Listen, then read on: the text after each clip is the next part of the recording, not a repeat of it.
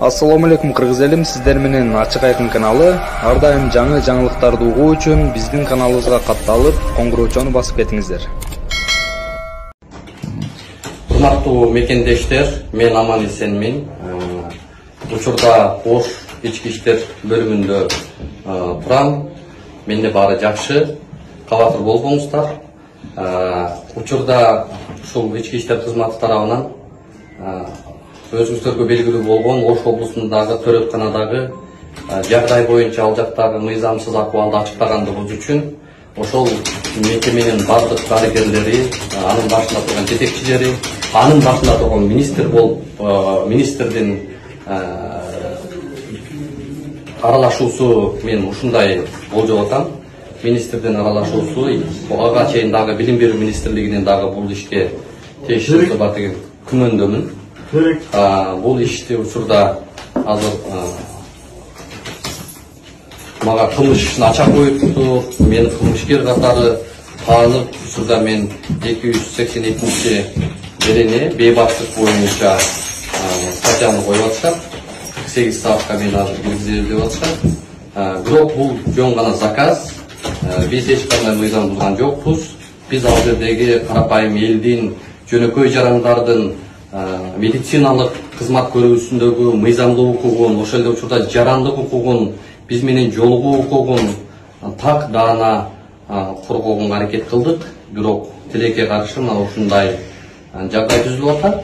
Биз аягына чейин бул маселеге укуктук баа берилүү үчүн токтоп калбайбыз.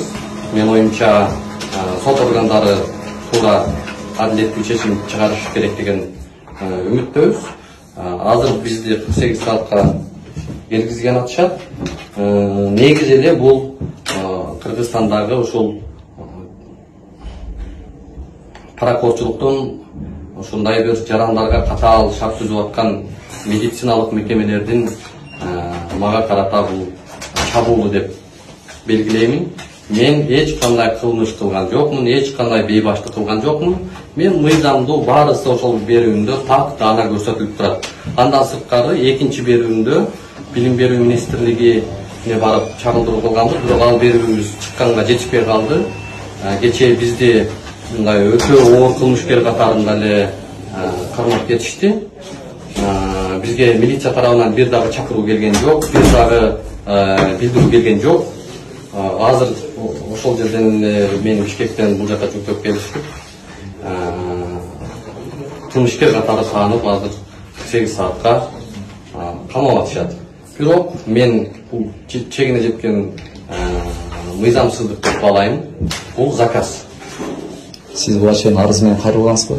Урматтуу көрөрмандар, жанагындай уурусу күчтүү болсо, ээсин доого жагаттан болуп, биз дал ушул мени бүгүнкү күндө тергеп аткан тергөөчүгө ошол жерде күбө болгон чакырганбыз. Ошол тергөөчү келип ошол жердеги жагдайды түшүндүрүп бергенбиз, бизди киргизбей атат деп. Андан сырткары медициналык мекеменин жетекчиси мыйзам бузуп атат, бизге кол көтөрдү, биздин камерабызга кол чабуул кылды, бизге агрессиялык маанайда чабуул жасашты деп айттык эле. Бирок ал боюнча жазган арызыбыз жок. Эмне үчүн жок, эмне үчүн ал арызыбызды карабай атышат?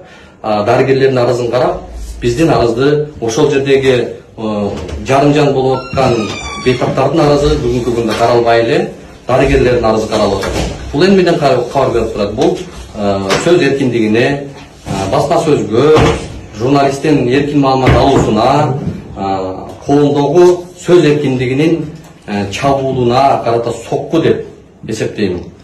Демек, сиз арыз жазган болсоңуз, бул иш боюнча сиз жабырлануучу экенсиз да? Бул иш боюнча биз жабырлануучубуз, бирок бүгүн биз жабырлануучуну күнөөкөр кылып, кылмышкер кылып коюп атышат да. Ошондуктан мен ойлойм, бул өтө аша чапкандык. Бул туура эмес кадам. Мына ушундай мыйзамсыздык менен күрөшүп келатып, анан ушундай жагдайга туш болуп атабыз. Бирок калың эл, кыргыз эли бул жагдайды баалап, таразалап турасыздар. Эмне маселе, мунун артында